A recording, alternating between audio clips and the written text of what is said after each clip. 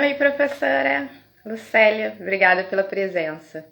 Só aguardar um pouquinho, esperar o professor Cabral.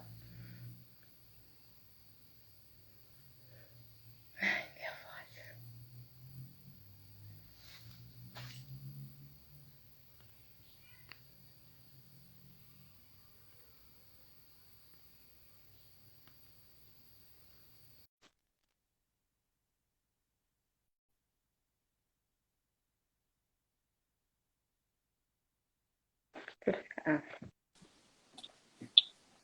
Oi, professor. Olá, Mirna. Boa noite, tudo bem? Boa noite, tudo ótimo. Muito Que pra... obrigada por ter aceito o nosso convite.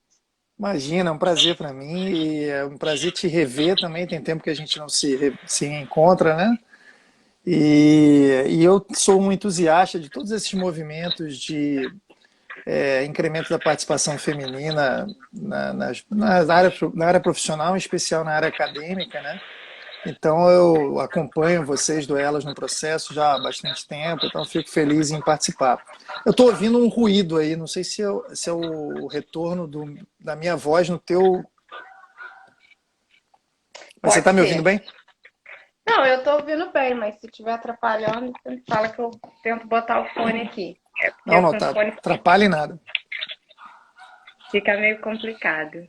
Só esperar um pouquinho as pessoas entrarem Tá e bom, que o pessoal tá entrando assim super animado. que E bom. aí a gente já começa. E você e sua família também, Mirna, nessa pandemia? Ai, graças a Deus. Apesar de tudo, trancados dentro de casa, tá ótimo. Que a gente É, ainda pode ficar, né, em casa. pois é. Eu tô já meio completamente de saco cheio aqui de ter que dar aula pela internet, de ficar no teletrabalho, né? Enfim, mas é o que a gente tem, né? Então vamos tocando o barco, né? Tá travando um pouquinho. Não sei se é a minha internet ou se é a sua. Ah, Tá me deve ser ouvindo? a minha. Você quer Ah, que eu entre de novo? Saia e entre de novo? não, se não travar mais, acho que não dá problema, não. Tá, deixa eu Então, só ver acho que só ver a minha rede aqui. Se eu sumir é porque eu tô vendo a rede. tá bom.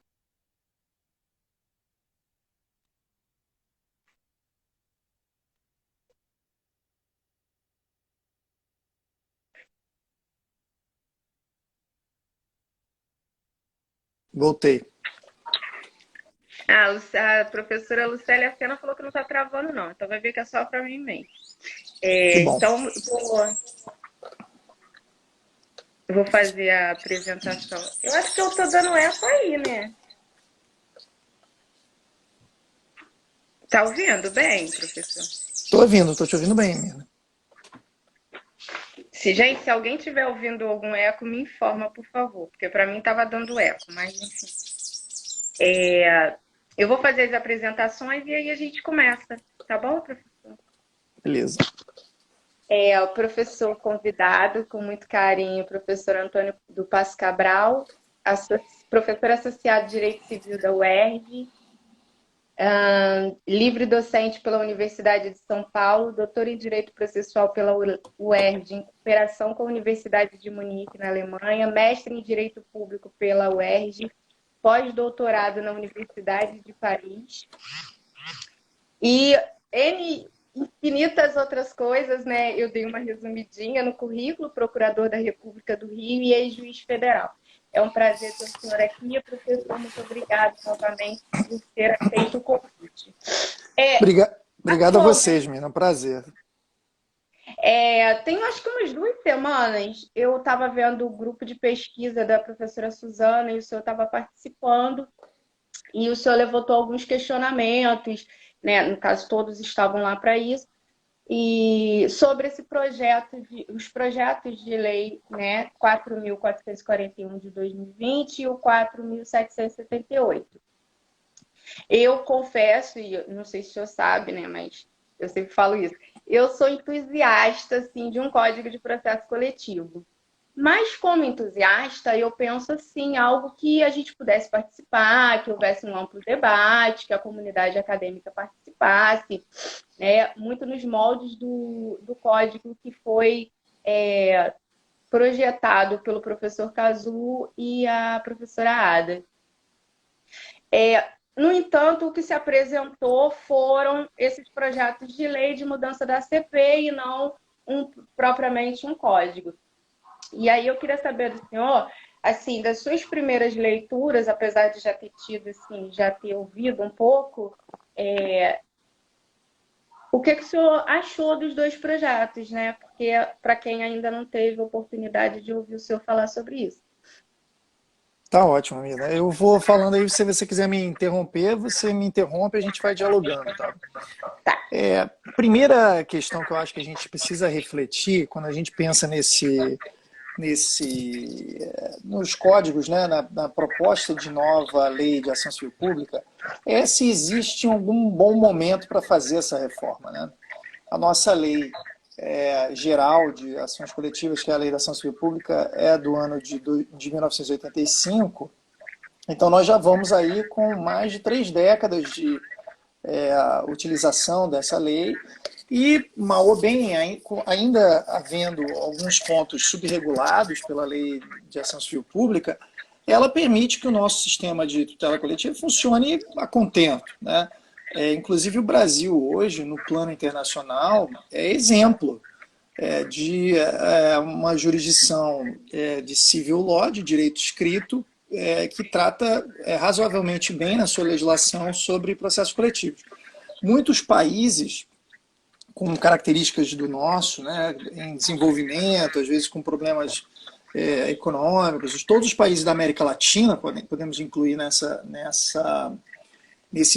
mesma categoria, né, não chegam nem perto do que o Brasil tem de regulação de processo coletivo, né? A Argentina, nosso vizinho mais pródigo aqui na América do Sul, não tem uma lei geral de ações coletivas até hoje. E os latinos ainda estão engatinhando muito na tutela coletiva por causa disso. Os europeus tampouco avançaram na legislação em processo coletivo, salvo um ou outro país, e sempre com muitas restrições. Então, o Brasil hoje se tornou um paradigma mundial. Isso não é pouca coisa, né, quando a gente vê o nosso sistema. E, ao lado disso, nós temos também que ver que, mais uma vez, para o bem ou para o mal, os nossos profissionais já estão meio acostumados a lidar com essas regras. A jurisprudência que se criou tem uma certa estabilidade, uma questão ou outra volta à baila, como a questão dos efeitos territoriais da sentença, e isso volta à baila, o Supremo vai analisar essa questão, mas com raras exceções, muitas das questões já atingiram um certo grau de maturidade, não só na reflexão doutrinária, como também na jurisprudência. Isso é algo que a gente não pode descartar de uma hora para outra, né? Então, pensar que a gente vai mudar é pensar qual é o melhor momento para fazer isso.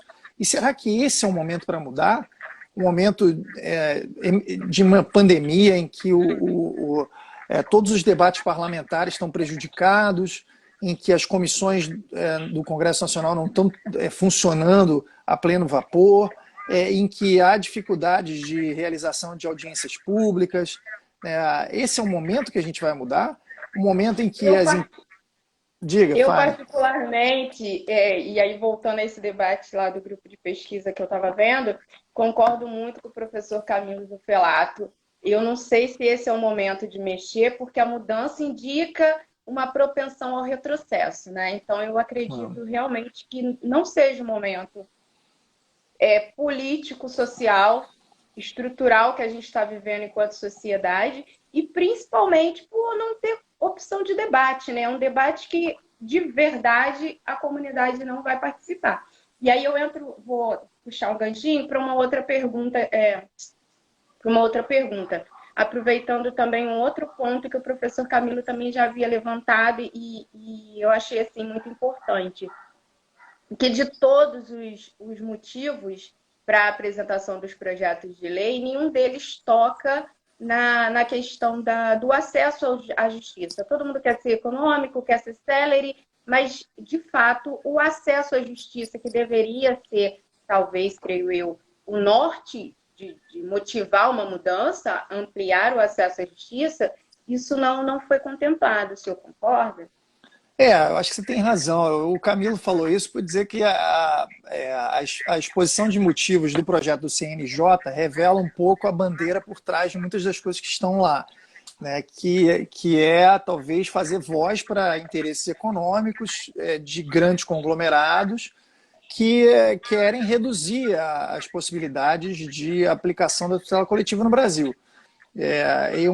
Pode haver um retrocesso muito grande se esse projeto que veio do CNJ for, ao final, aprovado. Na verdade, o balanço geral dos dois projetos, se eu posso fazer assim, é que o projeto 4441 do deputado Paulo Teixeira, ele tem algumas coisas que são criticáveis, mas ele é muito melhor estruturado, muito melhor redigido e traz um avanço, talvez, nos pontos que eu falei, que estão subregulados nas ações coletivas no Brasil, enquanto o projeto do CNJ praticamente não avança em relação a esses aspectos. Os poucos avanços que tem lá no projeto 4778, que foi esse do CNJ, são avanços que a gente já podia extrair do próprio CPC ou de aplicação de outras leis, por exemplo, realização de audiência pública, a participação de amicus curiae nas ações coletivas. Isso você já podia retirar do artigo 138 do CPC, né? A utilização de medidas coercitivas e indutivas, isso também está lá no CPC.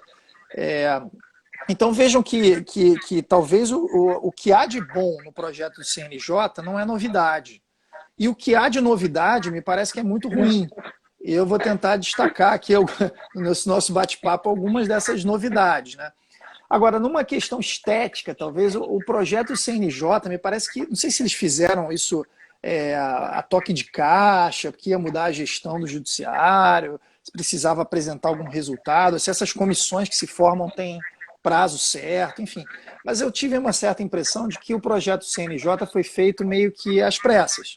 E isso me pareceu muito evidente da redação de diversos dispositivos. Às vezes o projeto parece mal redigido, repete algumas coisas, usa expressões que não são as do próprio Código de Processo Civil e que pode confundir, né?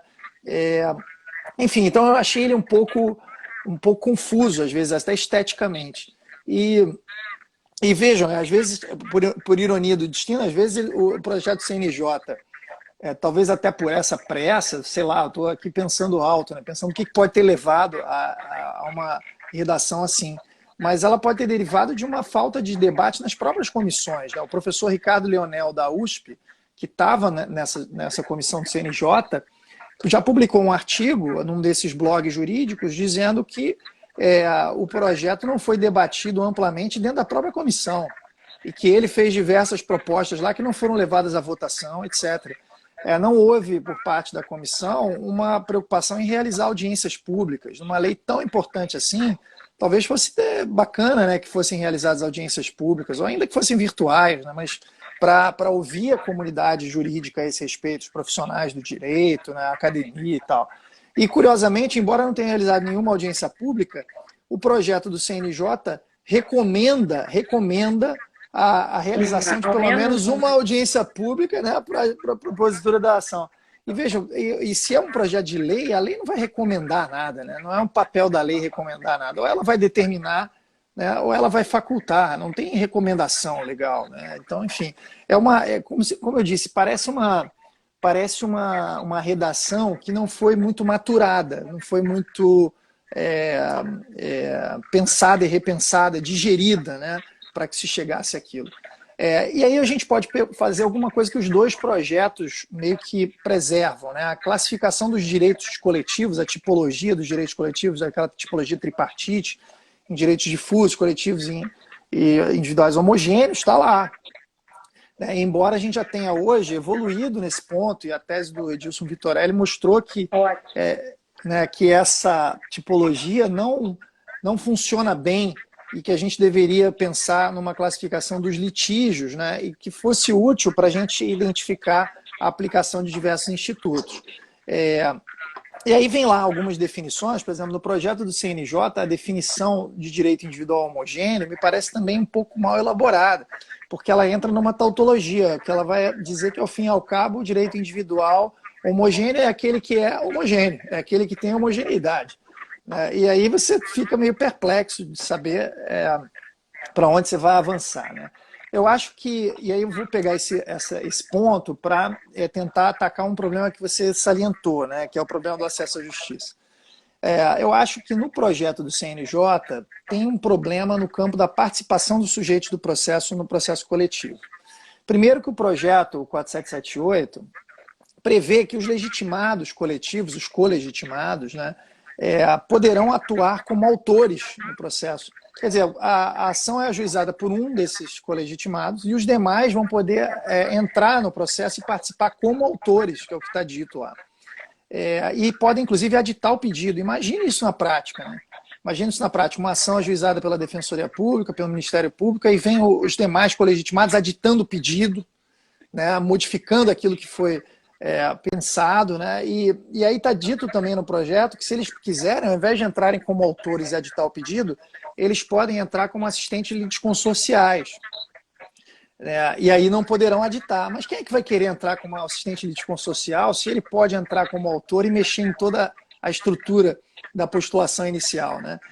Além disso, me parece que essa ideia, né, de que você vai decretar na lei a forma da participação do sujeito, ela é uma ideia ultrapassada, porque ela parte da ideia, da premissa de que só existem formas de participação típicas, né? E isso já está sendo quebrado há algum tempo no Brasil. Não, e foge do princípio do processo coletivo de adequação ao litígio, né?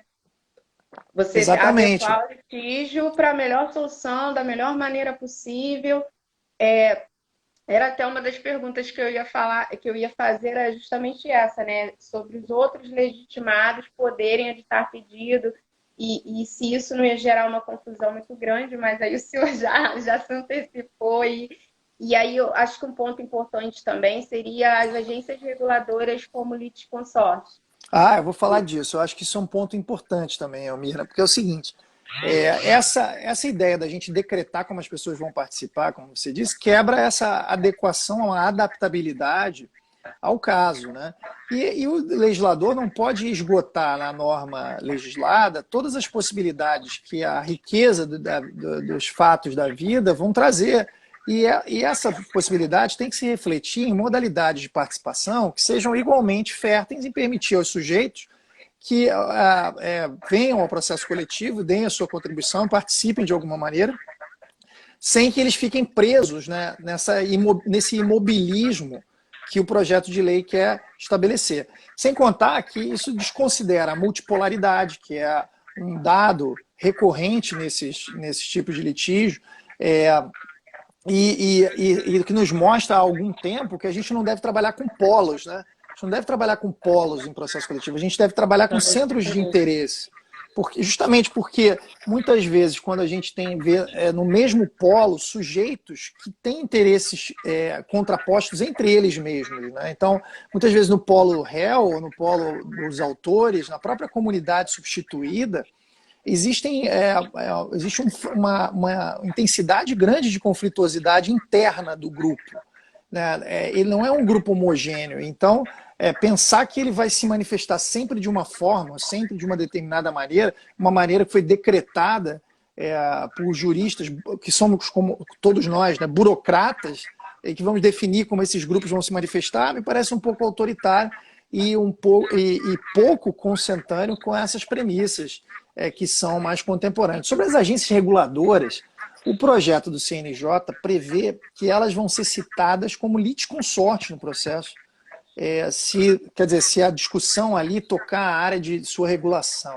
Agora, veja que absurdo isso. Mesmo que nenhuma pretensão seja formulada contra elas, ou mesmo que elas não tenham nenhum interesse próprio que seja diretamente afetado, o que elas vão fazer ali como litisconsorte, né? Então, quer dizer, a gente vai estar deturpando séculos de desenvolvimento da teoria sobre os sujeitos do processo, porque a gente vai ter que repensar o conceito de parte, porque nesse processo coletivo aqui, a ação reguladora vai ser parte apenas por ser a agência reguladora, né? Então, eu acho que é muito complicado pensar nessas formas de participação tão rígidas assim. E sobre o acesso à justiça, e aí voltando ao ponto que você provocou, né, Eu acho que ambos os projetos pecam, em certa medida, porque criam alguns obstáculos que não existem hoje na legislação para o acesso à justiça pela via do tutela coletiva. Né? Um obstáculo mais evidente é o controle da legitimidade pela via da representatividade adequada, né? Que é algo que já vem sendo muito discutido na doutrina brasileira, na doutrina estrangeira então nem se fala, porque em muitos países se permite que o juiz, caso a caso, vá aferir a representatividade daquele sujeito que está levando em nome da coletividade aquele interesse ao judiciário. E ambos os projetos partem da ideia de que tem que haver esse controle. Então o juiz vai realizar uma análise da representatividade adequada. E aí se valeram de algumas teses no Brasil, como a tese do João Paulo Lordello, e certamente, né, da experiência estrangeira, para chegar a critérios que são muito parecidos, inclusive dos dois projetos. Né?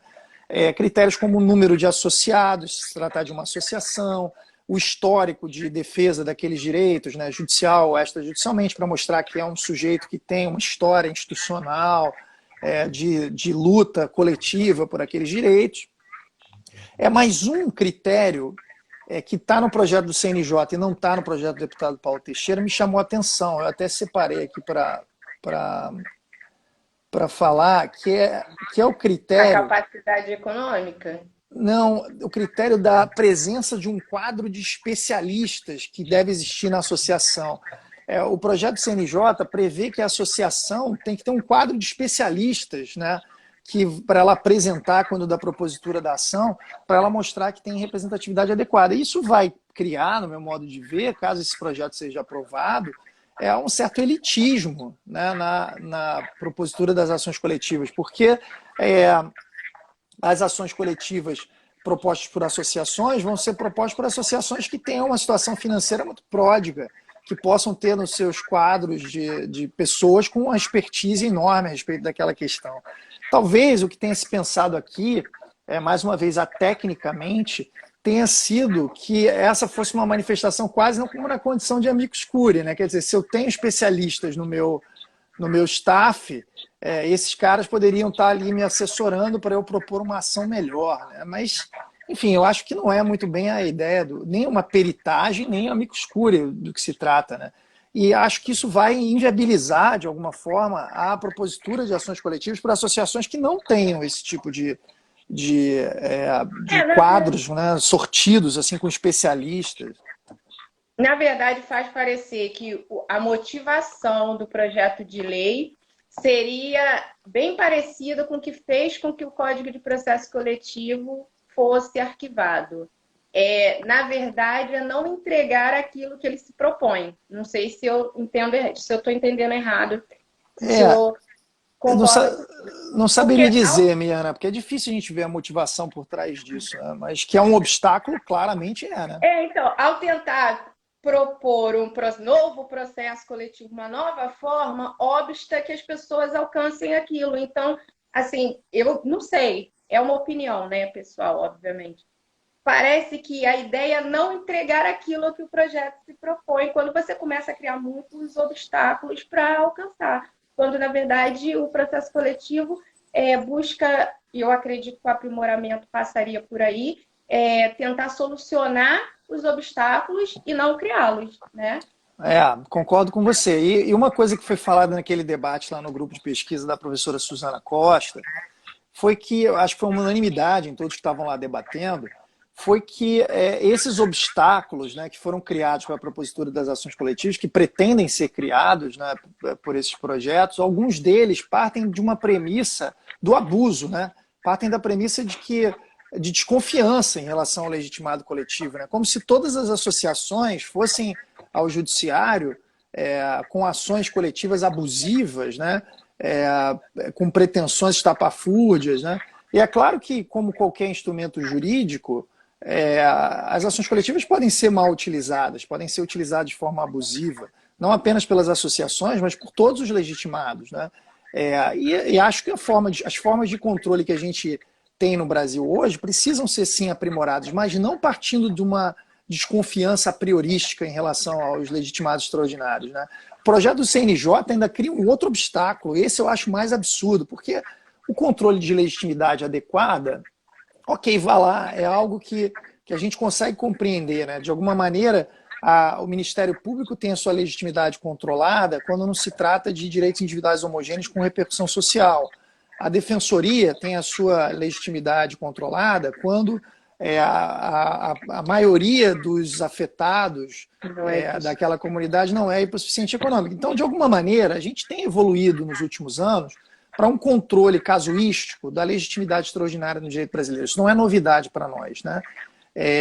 Agora, me parece que esse controle, pretender que esse controle seja feito de uma hora para outra, criando obstáculos para que as associações, por exemplo, e outros veículos dos interesses coletivos não consigam mais atuar, é que é problemático, é que é perigoso, né?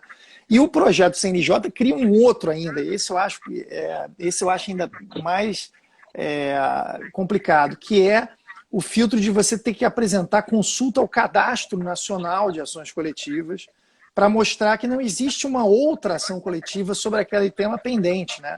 Então, quer dizer, você vai resolver o problema da litispendência entre ações coletivas transferindo para o autor da ação coletiva o ônus de ter que identificar em todos os tribunais do Brasil se existe ou não existe alguma ação coletiva, até porque esses cadastros que até agora foram constituídos sobre essas ações não são totalmente precisos. E às vezes existe ajuizamento de ações em duplicidade, uma ação popular no Distrito Federal, uma ação civil pública no interior de São Paulo, sobre o mesmo tema. E o sistema tem mecanismos de coordenação para resolver esse problema. E me parece que não é a forma adequada a gente resolver o problema da conexão e da litispendência entre demandas criando um obstáculo ao processo de justiça, criando uma condição da ação coletiva que não é exigida nos processos individuais, né?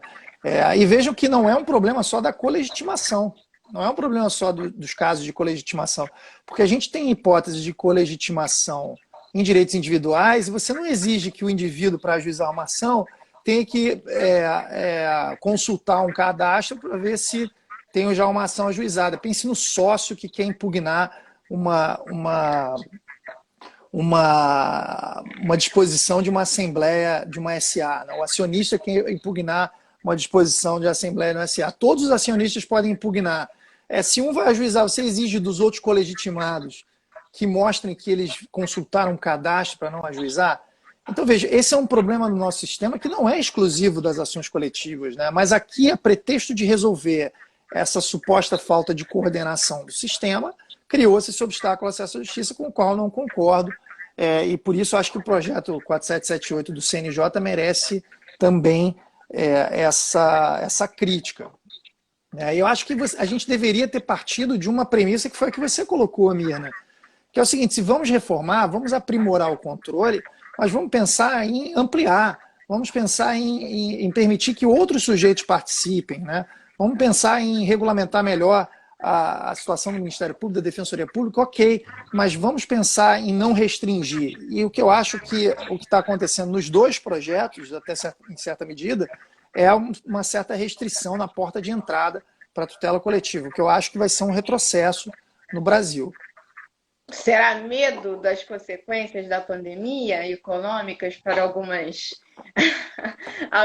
empresas? Porque eu vejo muito um fundo econômico e toda vez que se tenta obstar uma tutela coletiva que a gente, pelo menos eu, nas minhas pesquisas, identifico que já é bem subutilizada, na verdade.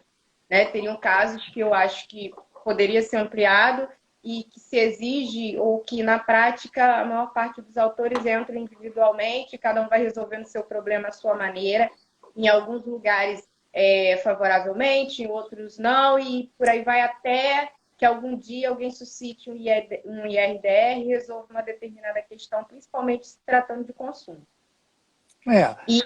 Eu acho que, Mirna, eu acho que você tem razão. Existem muitos interesses em que as questões fiquem resolvidas no varejo e não no atacado, né? Talvez a advocacia seja o lobby mais poderoso, né, contra as ações coletivas. Historicamente, talvez tenha sido. Porque uma ação coletiva resolver problemas tributários né, e impedir que milhares de ações sejam ajuizadas e os advogados também ganham alguma coisinha com essas ações, é um problema profissional, cria-se um problema, às vezes, de reserva de mercado mesmo. Mas é difícil dizer que, nesse caso aqui, isso tenha sido fruto desse tipo de interesse, eu acho, profissional. Então, também não sei se um fruto da pandemia, tá? Porque me parece que a comissão do CNJ estava constituída um pouquinho antes, já antes da pandemia explodir, né? Então, acho que não é bem um fruto da pandemia, mas eu acho que a tentativa de se fazer isso nesse momento, com um governo que está querendo passar no Congresso diversas medidas contra esses direitos sociais ou contra o meio ambiente, contra o patrimônio cultural, o patrimônio histórico. Enfim, eu acho que pode ser que seja também uma ideia de que agora é o momento para chegar no Congresso com projetos de lei que tragam essa agenda, né? Que está retornando no Brasil com mais força. Talvez nos governos anteriores essa agenda não conseguisse espaço no Congresso Nacional, não tivesse apoio do Executivo e por isso não fosse adiante. Mas isso também eu estou só especulando aqui, não dá para dizer com certeza, né? Agora, eu acho que uma coisa importante que as pessoas têm que lembrar é que ao fazer essa restrição à tutela coletiva, não vai haver uma restrição apenas da tutela do meio ambiente, né? Então, se você está nos ouvindo em algum momento aqui, ao vivo ou depois, e você é contra a proteção ao meio ambiente, por exemplo, você acha que a gente tem que encher o país de indústria e destruir as florestas. Tudo bem, é uma opinião, né? Agora, em fazendo isso, a gente vai atingir também as ações coletivas anticorrupção, a gente vai atingir também as ações de improbidade administrativa, né? Que querem evitar desvio de verbas. Então, a gente vai estar atingindo uma gama de interesses muito variados que pertence ao povo, pertence a todos nós, né? A gente, às vezes, no Brasil tem costume de enxergar o público como algo longe da gente, né? Como algo que está lá, né? Aquele ditado, né? Que o público não é de ninguém, ao invés de ser de todos, né? E aí a gente Exatamente. não cuida, a gente não fiscaliza, porque público é meio que de ninguém, ao invés de ser de todos, né? Falta a gente se responsabilizar um pouco, eu E acho. eu acho que aí a gente ter, né, Mirna, essa percepção. Se o público é nosso também, o que a gente quer? Um sistema de proteção coletiva que veicule esses interesses, que amplie a proteção desses interesses, que permita que diversos entes públicos e privados, associações, Ministério Público, Defesa Pública, todo mundo esteja olhando e possa agir, ou um sistema que restringe, que não deixa ninguém agir, que cria obstáculos, que vai criar um elitismo entre as associações, né? E aí vai impedir que associações de defesa do consumidor, de defesa do meio ambiente, de transparência nas contas públicas, de combate à corrupção, possam ser veículos dessa voz da sociedade, né? Então não é só algo do Ministério Público ou da Defensoria Pública, é algo de todos nós, do associativismo, da cidadania, do combate à corrupção, das lutas em favor das comunidades indígenas, das minorias, então, dos direitos civis, né? Então, eu acho que a gente, se voltar às baterias contra as ações coletivas, é uma decisão que o povo brasileiro, que os representantes do povo brasileiro podem tomar, que certamente nós vamos nos arrepender no futuro, porque essa restrição é algo que vai fazer com que a gente volte 30 anos atrás, 35 anos atrás, que a gente volte para o estágio onde os nossos vizinhos na América Latina estão, né? Ainda engatinhando para a utilização desses instrumentos. E aí, se eu podia aproveitar esse gancho da questão do retrocesso e tudo mais, falar um pouquinho sobre a questão do financeira, né? De ter capacidade financeira para suportar a ação. Eu acho que certamente, é um ponto muito importante. Certamente. Um dos obstáculos, uma das formas de controle da representatividade adequada é a capacidade econômica e financeira da associação, né? Então, se ela não tiver um porte financeiro para suportar, inclusive, os custos da demanda e os custos anexos, né? Ela não poderá participar como autora daquele processo. E, além disso, o projeto do CNJ muda a lógica de condenação em custos e honorários, né?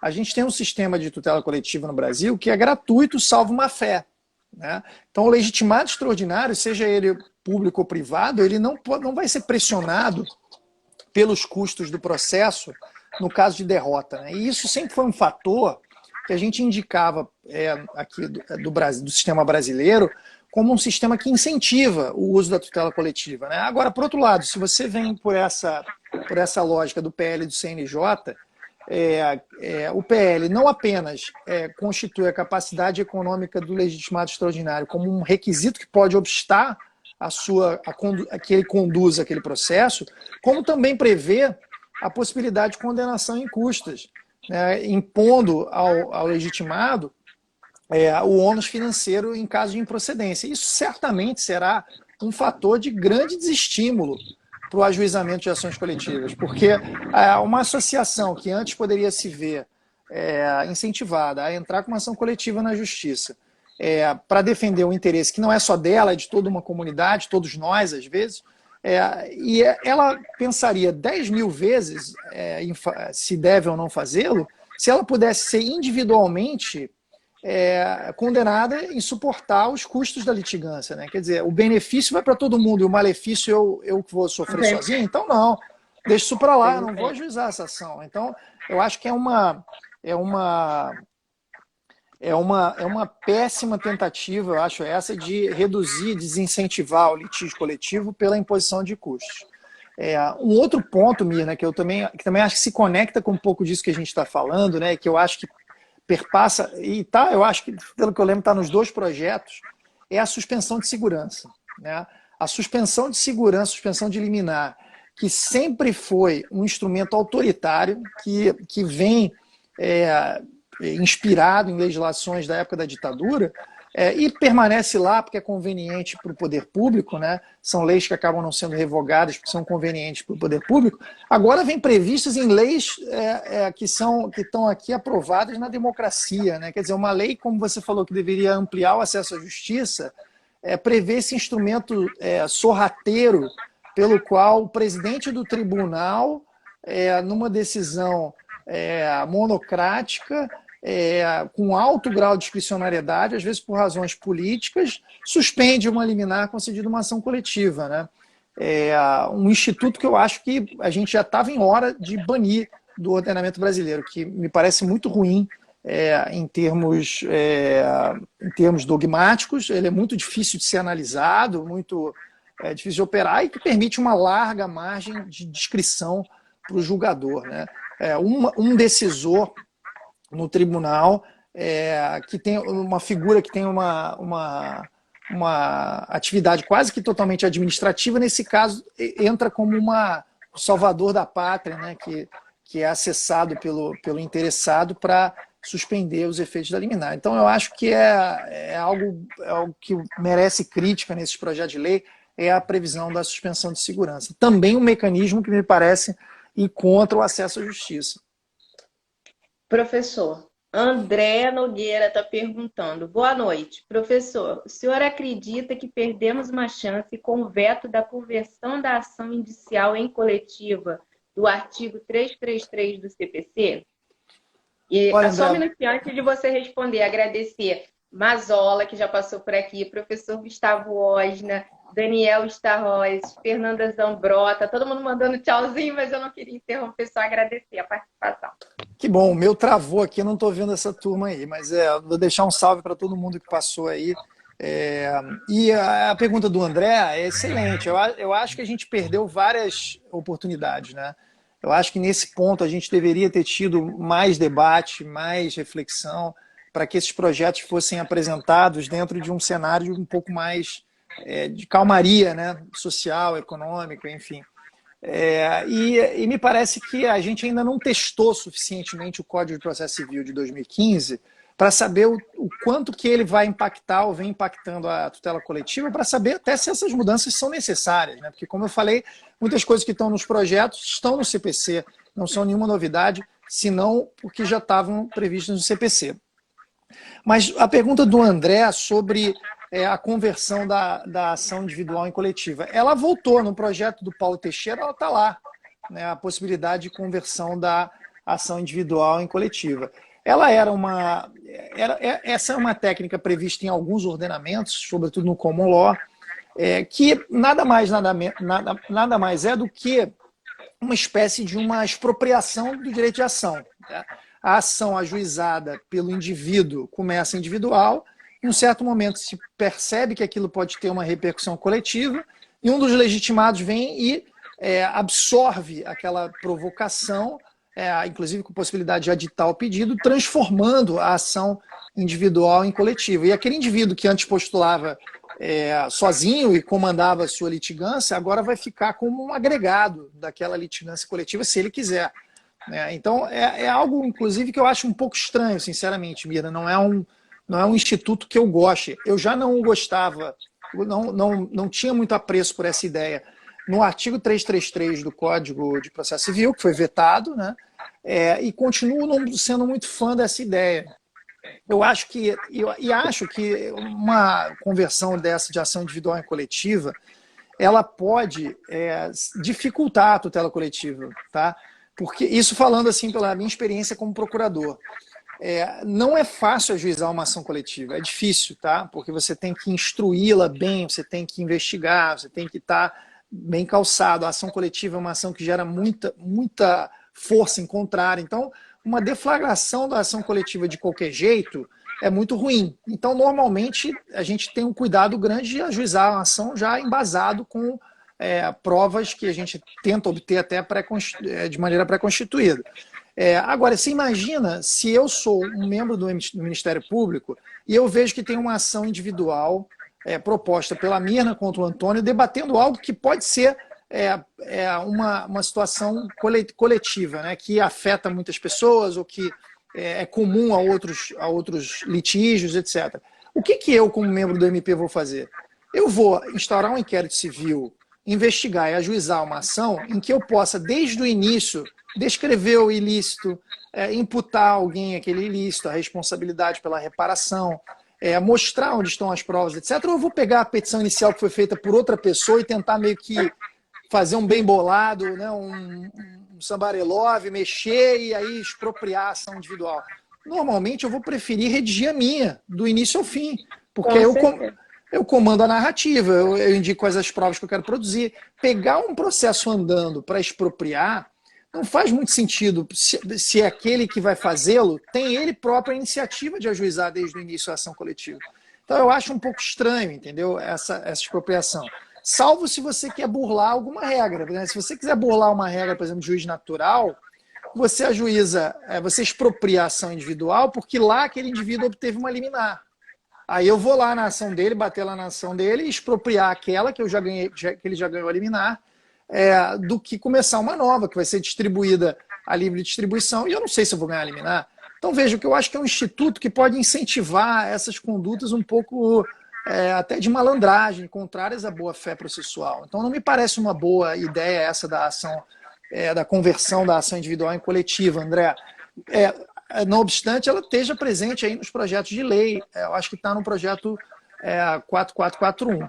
Então eu falei muito aqui do projeto CNJ, né? Vou falar um pouquinho do projeto 4441. Então ele tem alguns pontos que podem ser criticados, Mirna, mas tem outros pontos que eu acho que são avanços, são pontos que podem melhorar o sistema de tutela coletiva, porque o projeto 4441 ele é mais bem elaborado, ele é mais bem redigido, ele dialoga com tendências contemporâneas do direito processual civil em diversos pontos da tutela coletiva, né?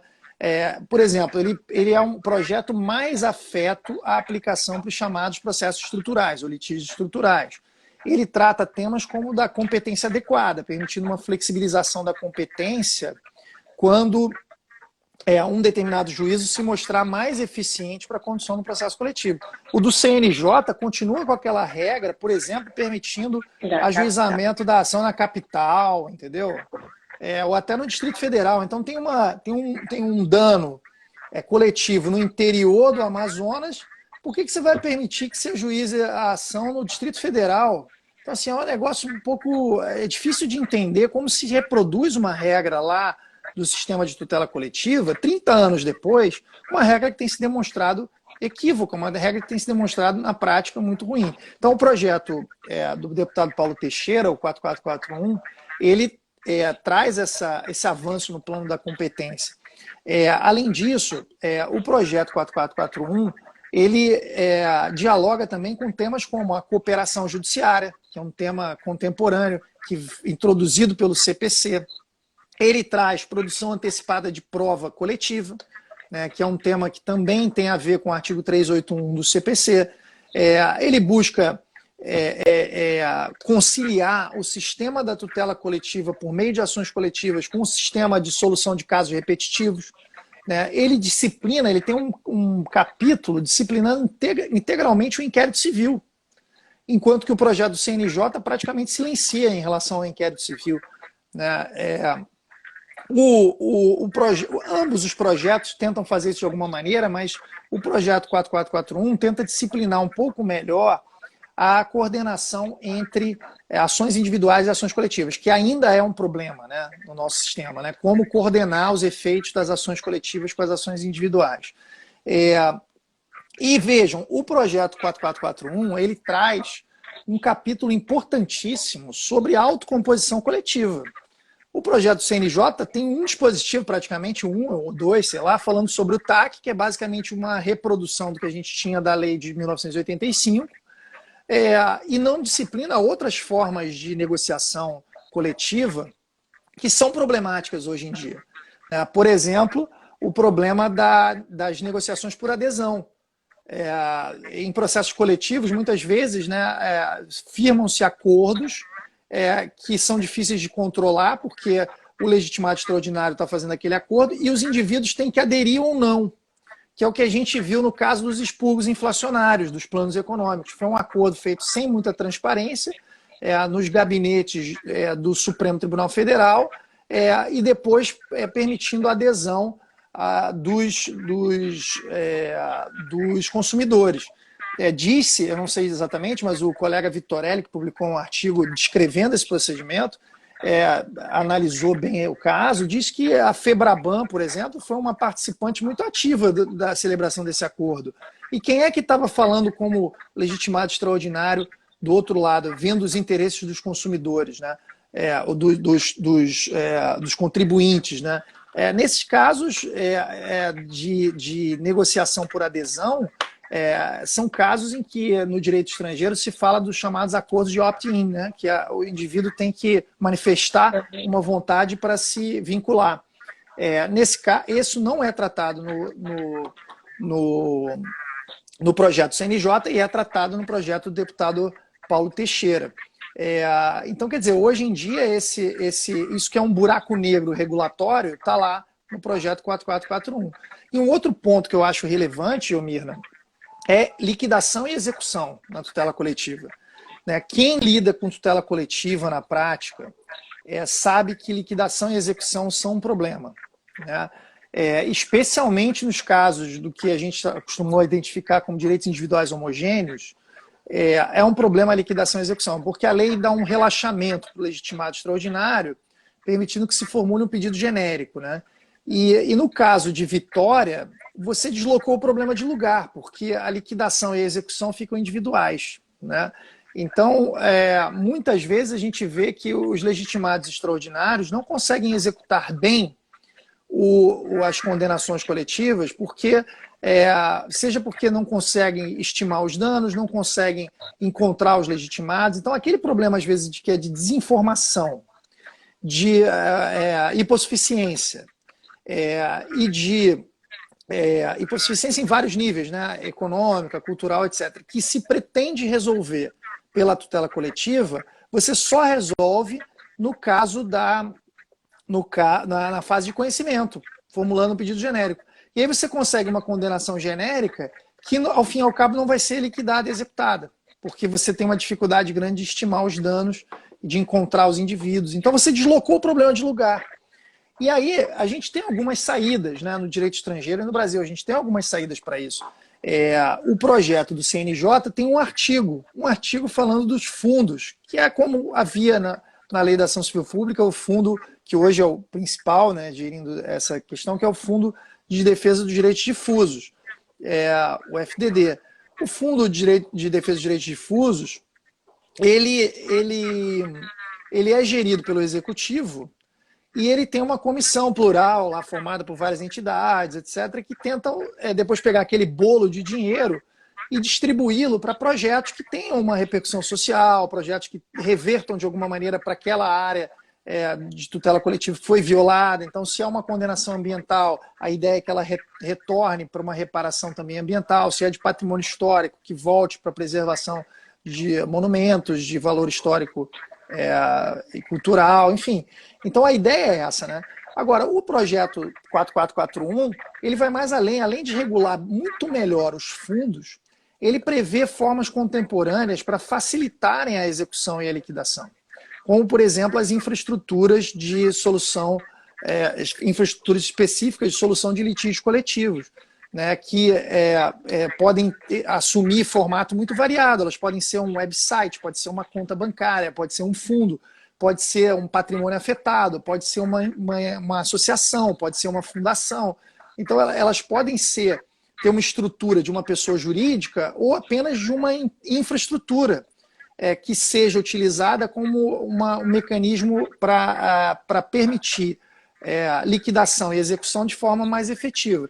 Até porque a experiência tem mostrado que o judiciário não é a sede mais adequada para essa atividade, né? O judiciário não faz bem liquidação e execução em litígios coletivos, porque às vezes remonta a milhares de pessoas, né? Imaginemos decisões como aquelas dos casos de Mariana, dos desastres do Rio Doce, lá em Mariana, ou do desastre de Brumadinho, com danos muito variados, com pessoas com situações pessoais e familiares muito diversas. Algumas perderam a vida, parentes, etc. Outras perderam apenas bens materiais, mas às vezes bens materiais muito valiosos, como a casa ou animais que possuíam, né? Então, como gerir as indenizações a todas essas pessoas, né?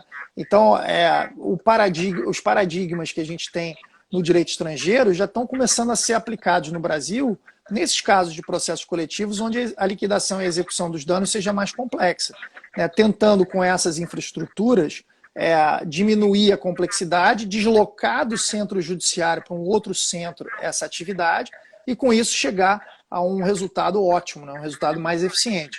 Então, mais uma vez, o projeto 4441 traz uma regulação mais detalhada disso, enquanto que o projeto do CNJ me parece que traz um artigo que só fala dos fundos, né? E não avançou nessa temática, por exemplo, das infraestruturas, né? Professor, outro ponto que eu já sei a sua opinião por causa do debate, mas enfim, para quem está ouvindo a gente, ação coletiva passiva. O que o senhor acha? Eu estou refletindo ainda sobre esse tema, né? O projeto 4441 traz a ação coletiva passiva. Eu sempre achei esse um tema muito elegante em termos acadêmicos, né? Um tema muito interessante de ver, porque você tenta espelhar os efeitos de coisa julgada a partir de um posicionamento do legitimado extraordinário, não como autor, mas como réu. De alguma maneira, isso existe, né? No processo brasileiro, nos dissídios coletivos, né? Os dissídios coletivos, eles podem ter, eles normalmente, inclusive, têm, né? Os legitimados extraordinários nos dois polos, né? Então, tem sindicatos de trabalhadores, sindicatos de empregadores, e aquilo afeta toda a classe. Então, os efeitos daquela demanda vão atingir todos aqueles da classe. Se a gente parar para pensar que esses projetos de lei, os dois, né, trazem controle de representatividade adequada, se esse controle funcionar, não tem problema, no meu modo de ver, da gente estabelecer a ação coletiva passiva, porque a partir do momento que você tem um controle do legitimado extraordinário, esse controle pode ser feito por aqueles parâmetros, tanto no polo ativo quanto no polo passivo. E depois você vai derivar daí os efeitos das ações coletivas somente atingindo a classe, se houver a presença de um legitimado extraordinário com representatividade adequada. Então, é a forma de você justificar essa extensão subjetiva dos efeitos é justamente a presença de um legitimado extraordinário. Agora, o que eu acho que talvez o nosso sistema hoje, quando os debates sobre ação coletiva passiva começaram, Mirna, isso talvez tenha se dado lá por início dos anos 2000 no Brasil, esses debates foram muito acalorados e muita gente boa escreveu sobre o tema, é, e realmente parecia algo muito promissor. Só que na época a gente não tinha um sistema de repetitivos, né? E então, muitas vezes as próprias empresas não tinham um mecanismo para que numa ação só elas conseguissem ver atingidos todos os processos. Então, assim, uma empresa ela tinha que se defender 500 vezes de uma mesma pretensão multiplicada em processos individuais, e ela dificilmente seria ela conseguiria, né, processar uma ação declaratória negativa, por exemplo, uma associação que conseguisse representar em juízo todas aquelas pessoas numa ação coletiva. Então, os repeat players não tinham um mecanismo para se furtar a se defender individualmente. Eles não conseguiam fazer isso pela tutela coletiva. Mas agora, os repeat players conseguem fazer isso pelo sistema de repetitivos. Porque os repetitivos podem ser provocados por ambas as partes, independentemente de você ser autor ou réu. Então, se eu sou o Estado, por exemplo, do Rio de Janeiro, e eu tenho milhares de ações discutindo uma mesma questão, eu suscito um repetitivo, né, um IRDR, um recurso repetitivo nos tribunais superiores, e tento resolver aquela questão no atacado. Então, eu acho que muito pelo menos para essas questões, que talvez os direitos individuais homogêneos, que, grosso modo, vão se refletir nessas ações repetitivas, me parece que o interesse prático, né, por uma ação coletiva passiva, ele perde um pouco a lógica, né? É claro que aí vai depender também, né, Mirna, do conceito que se tem de ação coletiva passiva, que isso tampouco pacífica, né, na doutrina. Mas me parece que o grande barato que se pensava das ações coletivas era algo que hoje está suprido pelo sistema de repetitivos. Claro, porque aqui no Brasil também se imaginava a ação coletiva passiva como uma forma de gerir no atacado problemas que se multiplicavam no varejo, né? Ou seja, pensava-se na ação coletiva passiva também como uma forma de gestão. Economia, né? Economia, que eu acho que nos remete para o início da sua manifestação, quando você disse que talvez essa agenda de economia seja aquilo que está por trás de muitas dessas iniciativas, desses projetos de lei, né? E é o que mais me incomoda às vezes, porque nem sempre uma economia a curto prazo pode resolver alguns problemas, pode gerar problemas, inclusive, muito maiores que acarretarão gastos ainda maiores pelo próprio Estado mesmo. Mas, enfim, a gente está chegando a 1 hora, corrido pra caramba. E tem 2 pontos que eu queria perguntar para o senhor antes de terminar. Primeiro, abrir espaço, óbvio, para, se o senhor quiser, ter algum ponto que a gente não tocou, que o senhor acha muito importante. E para você falar um pouquinho sobre os efeitos da sentença e problemas técnicos que o senhor identificou no projeto. Eu não sei se vai dar tempo, mas... Não sei se vai dar tempo, porque são temas muito complexos, mas um problema técnico que eu identifiquei foi a questão do acordo, né? Na verdade, o projeto 4778, como eu falei, é o que tem mais problemas técnicos, né? Por exemplo, lá ele afirma a validade e eficácia da sentença na tutela coletiva para todo o território nacional. E aí eu acho que está certo isso, né? Mas, curiosamente, quando ele vai falar dos acordos, e os acordos são negócios jurídicos, né? Eles dizem que os acordos não terão validade em todo o território nacional se não forem precedidos de uma audiência pública e não forem homologados judicialmente, né? E aí é um problema básico, me parece até de teoria do direito, né? Porque está se confundindo a eficácia da decisão judicial num processo, que é um ato jurídico, com a eficácia que um negócio jurídico possa ter, né? Que são eficácias não comparáveis, né? E mais, e se as partes que são empresas, por exemplo, uma empresa que atua em todo o país e a União celebrando um termo de ajustamento de conduta, por que elas não podem estabelecer condutas, comportamentos, obrigações mútuas que valham em todo o território nacional? Por que isso tem que ser homologado? Um negócio que não fere isonomia. É algo que vai ter que... a gente vai ter que reescrever a teoria geral do direito, a teoria geral dos negócios jurídicos. Porque um contrato vale entre as partes em qualquer lugar do Brasil. Em qualquer lugar do Brasil, as partes têm que cumprir o contrato que elas celebraram. Eu não posso celebrar um contrato no Rio e ir para São Paulo e achar que eu não estou vinculado àquele contrato, né? Então, quer dizer, onde quer que eu vá me conduzir, aonde quer que uma empresa, uma pessoa natural ou jurídica vá se conduzir, ela tem que respeitar as regras que ela criou no contrato.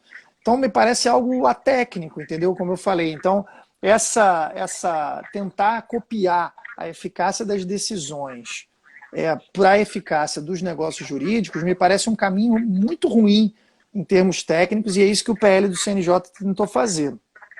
Mas, enfim, Mina, eu acho assim que no balanço geral, se a gente pudesse não mudar, eu acho que seria melhor não mudar do que mudar para pior. Né? E eu acho que a gente, em debates como esse aqui que o Elas no Processo está permitindo, eu acho que é muito relevante porque a gente tem que levantar a voz contra possíveis retrocessos no campo da tutela coletiva. Nós, como sociedade, não podemos aceitar que tirem das associações, dos sindicatos,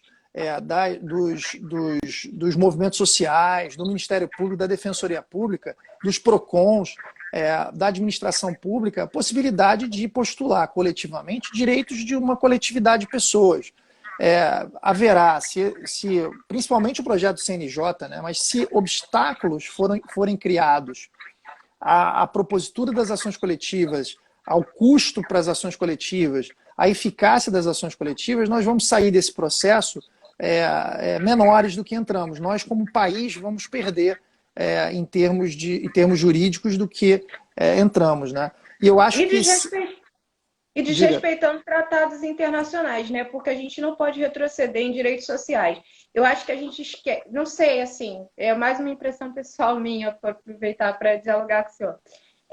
A gente tem esquecido constantemente que todas as questões que a gente levantou, meio ambiente, de certa forma, tem projetos que estão atacando até fatores constitucionais, são inconstitucionais na medida que você está tirando o direito de uma geração futura. A gente não tem esse direito enquanto sociedade, a gente assinou tratados em que a gente se compromete a não fazer esse tipo de coisa, e parece que nada acontece, sabe? Parece, passou, a boiada passou. Eu não sei, eu sou muito complexa, fico muito estarrecida com as coisas, e eu acho que é por isso que eu gosto tanto de tutela coletiva, porque é defender aquele que não tem esse conhecimento. E a ideia de trazer o senhor aqui para falar um pouco sobre isso, sobre esses dois projetos, é isso, porque as pessoas não têm obrigação de saber e de conhecer e saber aquilo que elas estão sendo, naquilo que elas estão sendo ameaçadas. E quem sabe, eu acho que a gente tem a obrigação, enquanto sociedade, de